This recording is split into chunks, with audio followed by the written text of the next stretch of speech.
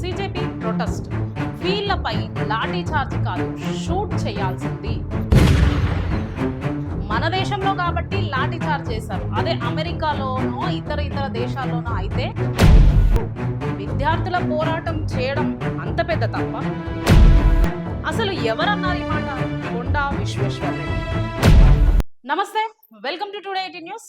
నేను కల్పన. సిజేపీ protest వీళ్లపై lathi charge కాదు shoot చేయాల్సింది. మన దేశంలో కాబట్టి లాఠీ చార్జ్ చేశారు. అదే అమెరికాలోనో ఇతర దేశాల్లోనో అయితే కాల్ చేసేవారు. విద్యార్థుల పోరాటం చేయడం అంత పెద్ద తప్ప? అసలు ఎవరన్నారు ఈ మాట? కొండా విశ్వేశ్వరరెడ్డి. పోలీస్ లాఠీ చార్జ్ చేసింది. వేరే దేశాలు ఇంకా కఠినంగా, అమెరికాలో ఇదే అయితే అమెరికా కూడా ప్రజాస్వామ్యం షూటింగే చేస్తుంటిరి. అవును. సిజేపీ ప్రొటెస్ట్ విద్యార్థులకు మద్దతుగా విద్యలో జరుగుతున్న అవకతవకల గురించి పోరాటం చేస్తూ ఉంటే అది ఈయనకు తప్పుగా అనిపించింది. ఎందుకంటే ప్రస్తుతం ఈయన బీజేపీ మంత్రి కాబట్టి. ఓకే, అసలు కొండా విశ్వేశ్వరరెడ్డి ఎవరు? రాజకీయంలోకి ఎప్పుడొచ్చారు? ఎన్ని పార్టీలు మారారు? ఒక్కసారి పూర్తిగా వివరాలు తెలుసుకునే ప్రయత్నం చేద్దాం. ఆయన తండ్రి మాజీ ప్రధాన న్యాయమూర్తి జస్టిస్ కొండా మాధవరెడ్డి, తాత కొండా వెంకట రంగారెడ్డి. ఈయన పేరు మీదనే రంగారెడ్డి జిల్లా అనే ఈ జిల్లా ఏర్పడింది. భార్య సంగీతారెడ్డి అపోలో హాస్పిటల్ కు చెందిన ప్రముఖ వ్యాపారవేత్త. 2013లో టిఆర్ఎస్ లో చేరారు. 2014 చేవెళ్ల నుంచి ఎంపీగా గెలిచారు. దాని తర్వాత 2018లో టిఆర్ఎస్ కు రాజీనామా చేసి కాంగ్రెస్ లో చేరారు. 2021 కాంగ్రెస్ ను వీడి బీజేపీలో చేరారు. 2024లో బీజేపీ తరఫున చెవెళ్ళ ఎంపీగా గెలిచారు. అంటే ఇప్పటికే దాదాపు 3 పార్టీలు మారారు. పార్టీలు మారి రాజకీయాల మీద ఒకరికొకరు బురదలు జల్లుకుండే వీళ్ళకి విద్యార్థుల ఆవేదన, బాధ ఎలా తెలుస్తుంది? అందుకే లాఠీ చార్జులు కాదు కాల్ చేయాల్సింది అన్నారు.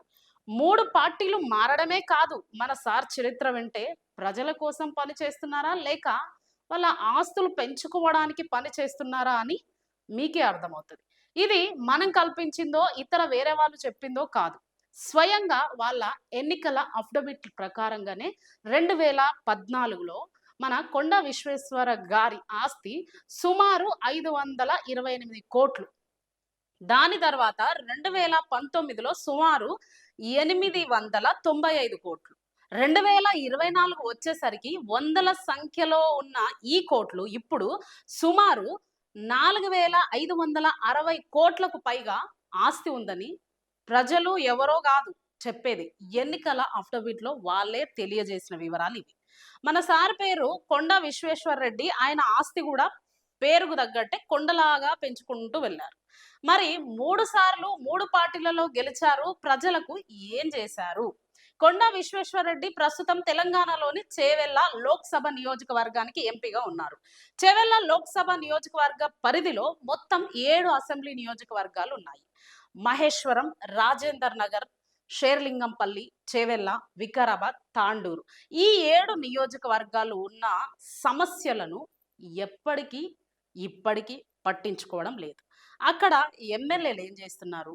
మరి ఎంపీగా ఉన్న ఈయన ఏం చేస్తున్నారు? సమస్యల మీద ఎందుకు దృష్టి పెట్టడం లేదు?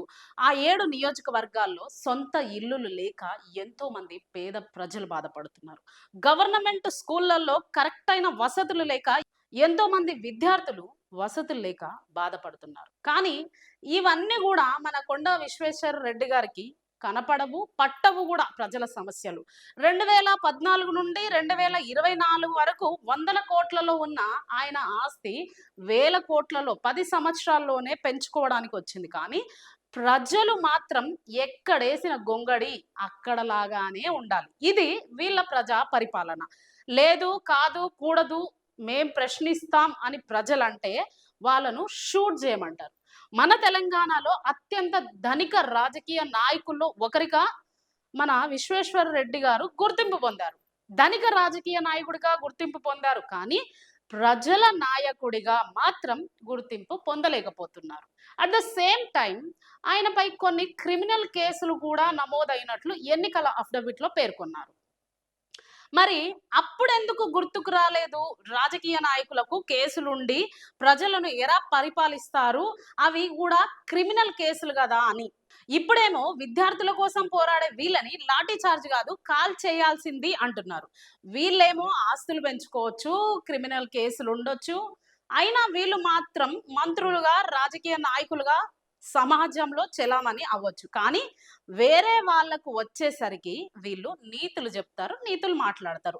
టిఆర్ఎస్ ను వీడిన తర్వాత కేసీఆర్ ప్రభుత్వంపై, అవినీతిపై, కుటుంబ పాలనపై ఎన్నో ఆరోపణలు చేశారు. కాంగ్రెస్ లోకి వచ్చారు. కాంగ్రెస్ సమయంలో కూడా పార్టీ వ్యవహారాలపై విభేదం వ్యక్తం చేసి బయటకు వచ్చేశారు. తర్వాత బీజేపీలో చేరిన తెలంగాణ ప్రభుత్వం బీఆర్ఎస్ ను కాంగ్రెస్ పై విమర్శలు చేస్తూనే ఉంటారు. అందుకే యువత అందరు కూడా ఉద్యమమే కాదు రాజకీయ నాయకులుగా కూడా మారాలి. లేదంటే ఇలాంటి వాళ్ళందరూ ఆస్తులు పెంచుకోవడము, క్రిమినల్ కేసులున్న ప్రజల్లో చెలామణి అవ్వడము, ఎవరైతే ప్రశ్నిస్తారో వాళ్ళను షూట్ చేయండి అనడం మాత్రం అంటూనే ఉంటారు. ప్రజలు మాత్రం ఏ పూట కాపుట ఇబ్బంది పడాలి, విద్యార్థులు విద్య కోసం ఇబ్బందులు పడాలి, కానీ వీళ్ళు మాత్రం మంచిగా ఆస్తులు పెంచుకుంటూ పోతారు, క్రిమినల్ కేసులు ఉన్న రాజకీయ నాయలాగా చెలామణి అవుతూనే ఉంటారు. ఇది ఎంతవరకు కరెక్ట్? ఓకే, సీజేపీ వెనుక ఒకవేళ ఎవరైనా రాజకీయ నాయకులు ఉండొచ్చు, కానీ వాళ్ళ పోరాటం అయితే, వాళ్ళ ఉద్యమం అయితే మంచిదే కదా. మరి బీజేపీ ఎందుకు ఉండకూడదు విద్యార్థుల వెనుక? వేరే వేరే రాజకీయ నాయకులు ఉన్నారు అని వాళ్ళు కొంతమంది వ్యక్తం చేస్తున్నారు. ఇది సీజేపీ పోరాటం కాదు, దీని వెనుక రాజకీయ నాయకులు, రాజకీయ పార్టీలో, ఇంకా ఇతర వేరే దేశాలలో వాళ్ళు వీళ్ళు ఉండి వీళ్ళతోటి ఈ నాటకాలు ఆడిపిస్తున్నారు, ఇది ఉద్యమం అని చేస్తున్నారు అని చాలా మంది బీజేపీ నాయకులు అంటున్నారు. మరి నీట్ పేపర్ లీకేజ్ అవుతున్న ఇన్ని రోజుల్లో వాళ్ళు ఉద్యమం చెయ్యక ముందే మీరు సరిచేసి ఉండొచ్చు కదా. ఇలాంటి ఉద్యమం ఏదో బీజేపీ మంత్రులు కానీ, బీజేపీ నాయకులు కానీ ఎందుకు తీసుకొని రాలేదు? విద్యార్థుల జీవితాలు మీకు పట్టవా, కనపడవా?